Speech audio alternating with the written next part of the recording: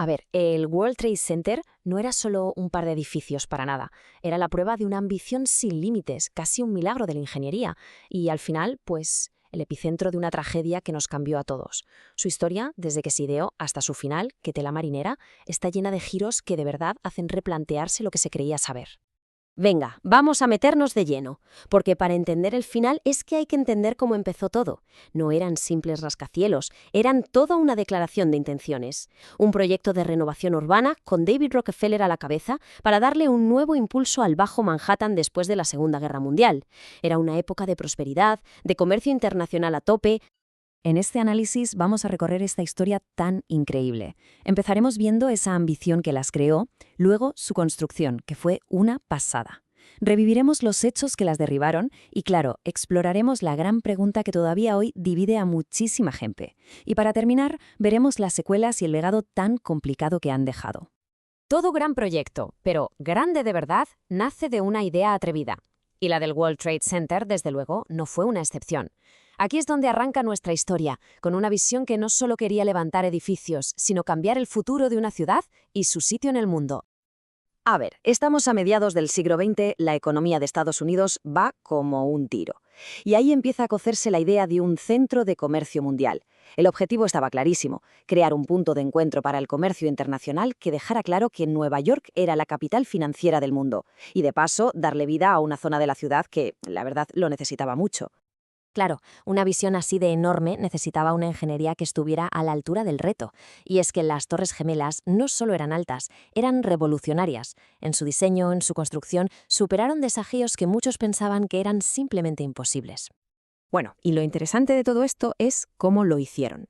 El arquitecto Minoru Yamasaki, junto a los ingenieros, se sacaron de la manga un diseño de tubo enmarcado. ¿Qué significa esto? Pues que casi todo el peso lo aguantaba una red de columnas de acero por fuera, en el perímetro. Así el interior quedaba libre de columnas con unas plantas diáfanas enormes.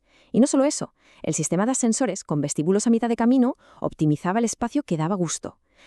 Y para los cimientos tuvieron que crear una especie de bañera de hormigón gigante para que no se les colara el agua del río Hudson. Una locura. Esta frase de Philip Johnson, otro arquitecto que también iba a lo suyo con la innovación, define a la perfección la mentalidad de esa época. Había unas ganas tremendas de romper con lo de siempre, de crear algo que no se hubiera visto nunca. Y ese es el espíritu que impulsó a los creadores del World Trade Center. Y ojo, que la conexión es más directa de lo que parece. La empresa de ingeniería que estuvo detrás de las Torres Gemelas fue la misma que, unos años más tarde, consiguió lo que parecía imposible en Madrid, el primer rascacielos inclinado del mundo. Esto nos da una idea del nivelazo y la audacia que manejaban en estos proyectos.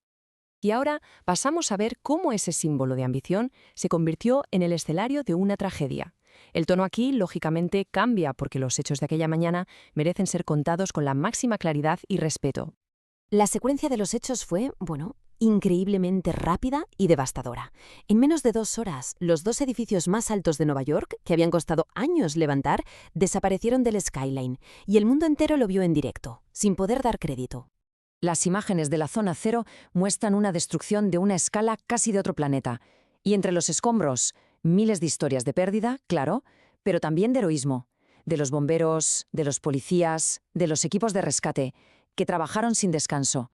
Y de esos mismos escombros surgió una pregunta que más de 20 años después sigue creando un debate intensísimo.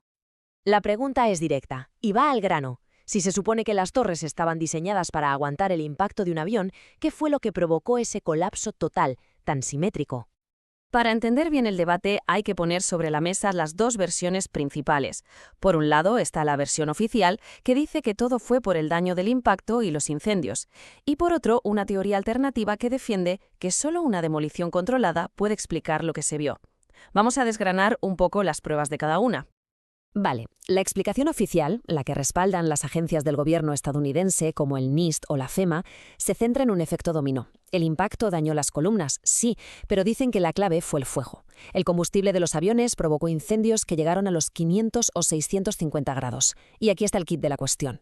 A esa temperatura el acero no se derrite, no hace falta, pero sí que pierde la mitad de su resistencia. La mitad. Y claro, con eso los pisos de arriba se desplomaron sobre los de abajo, iniciando un derrumbe que ya era imparable. Pero la teoría alternativa señala varias cosas que dicen no cuadran. La primera, y una de las más llamativas, es que se observó un montón de metal fundido en los sótanos de los 3 edificios derrumbados. Y no justo después, sino semanas más tarde. Hay testigos y fotos que documentan este metal, que seguía al rojo vivo. Y la pregunta que surge es, ¿qué fuego puede generar y mantener estas temperaturas mucho más altas que las de un incendio normal de oficina o de combustible? El punto que para muchos es la clave de todo es el colapso del edificio 7. Hablamos de un rascacielos de 47 pisos, con estructura de acero, al que no le dio ningún avión, pero que se vino abajo sobre sí mismo de forma súbita y simétrica a las 5:20 de la tarde. Ojo que antes del 11S, ningún rascacielos de este tipo se había derrumbado por un incendio. Nunca. Y lo más sorprendente es que su caída duró apenas 6 segundos y medio. Esto es prácticamente la velocidad de caída libre, lo que significa que las 81 columnas de acero que lo sujetaban tuvieron que fallar todas casi a la vez. Para los que defienden la demolición controlada, esta velocidad y esta simetría son la prueba más clara de que hay paso o algo más. Y a esto hay que sumar un montón de testimonios. Bomberos, personal de emergencias, que describieron haber oído explosiones secundarias justo antes de los colapsos. Y no solo en las torres principales, sino también en los niveles más bajos de los edificios, lejos de donde impactaron los aviones. Da igual cuál fuera la causa de los derrumbes, el impacto de aquel día se ha alargado durante décadas. Ha dejado cicatrices físicas, mentales y, por supuesto, geopolíticas. Esa nube de polvo tóxico que cubrió el Bajo Manhattan tuvo unas consecuencias terribles. El registro de salud del World Trade Center ha documentado unas tasas altísimas de enfermedades crónicas entre supervivientes y equipos de rescate. El trastorno de estrés postraumático, por ejemplo, afectó a casi 1 de cada 5 personas registradas, y los casos de asma se triplicaron. Una barbaridad.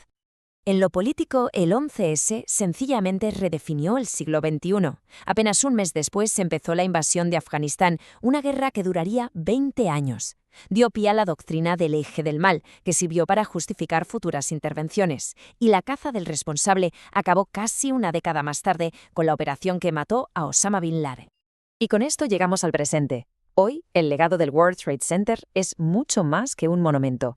Sigue siendo un campo de batalla de memorias, de significados, de interpretaciones que siguen cambiando. Esta frase resume la lógica tan cruda del terrorismo. Los ataques no solo querían destruir edificios y vidas, buscaban meter un miedo que se extendiera mucho más allá de la zona cero, cambiando por completo la percepción de seguridad en todo el planeta. Así que al final la cuestión es esta. ¿Recordaremos el World Trade Center como un símbolo de la ambición que fue derribado o como el origen de un misterio que nos obliga a seguir preguntando, a seguir investigando y a seguir buscando respuestas? La decisión al final es de cada cual.